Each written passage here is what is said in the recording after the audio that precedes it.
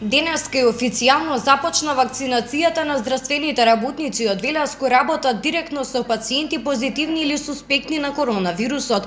Оваа информација ја најави директорот на болницата доктор Божидар Бојаджиев во саботата, а денеска официјално ја потврди портпаролот на болницата доктор Елеонора Јованова. Пред да дојде министерот, стаса од Министерство известување дека ние сме велешкиот медицински персонал од болницата ќе оди од понеделник на вакцина. Денеска е започната вакцинацијата на здравствениот персонал при Општа болница Велес. Истата се одвива непречено во модуларната болница на инфективната клиника во Скопје.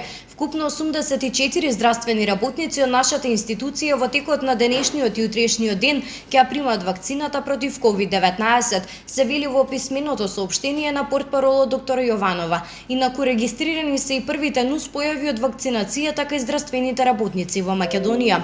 Освен